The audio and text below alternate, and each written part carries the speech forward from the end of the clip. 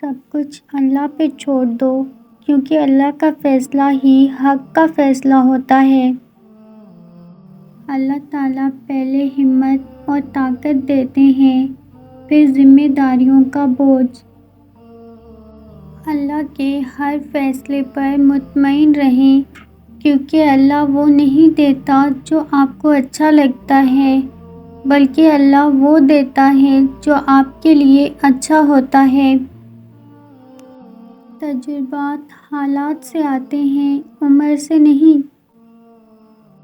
زندگی کبھی بادشاہ نہیں ہونے دیتی، سب کچھ دیکھ کر بھی ہمیں فقیر ہی رکھتی ہے۔ کسی نہ کسی محروم اور کسی نہ کسی کے لیے ترستا ہوا۔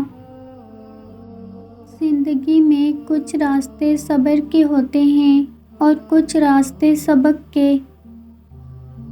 سکون کی خواہش انسان کو تنہائی پسند بنا دیتی ہے۔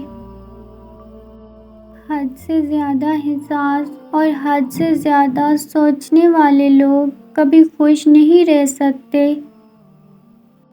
آنکھوں کا پانی اور دل کی کہانی ہر کسی کی سمجھ میں نہیں آتی۔ اگر آپ نظر انداز کرنے کے ماہر نہیں تو آپ بہت کچھ کھوئیں گے۔ سب سے پہلے اپنا سکون۔ زندگی گزارنا نہیں، جینا سیکھیں۔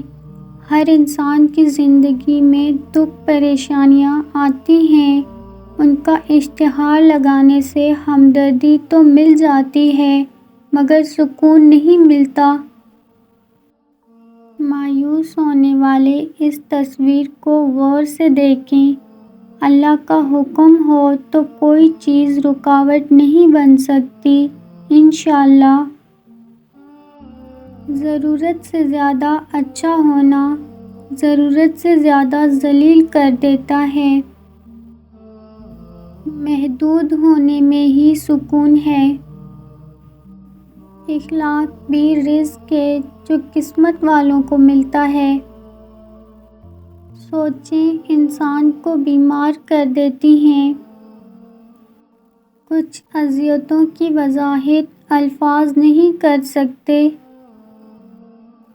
حضرت علی نے فرمایا، ساری دنیا کے سارے لوگ تجھے اپنے فائدے کے لیے چاہتے ہیں، صرف تیرا رب ہی ہے جو تجھے تیرے فائدے کے لیے چاہتا ہے۔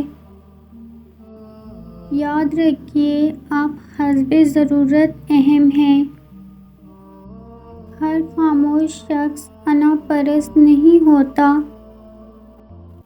اور ایک دن آپ سمجھ جائیں گے کہ بات کرنے کے بجائے خاموش رہنا، قریب آنے کے بجائے فاصلہ رکھنا، انتظار کرنے کے بجائے بھول جانا آپ کو کم تکلیف دیتا ہے۔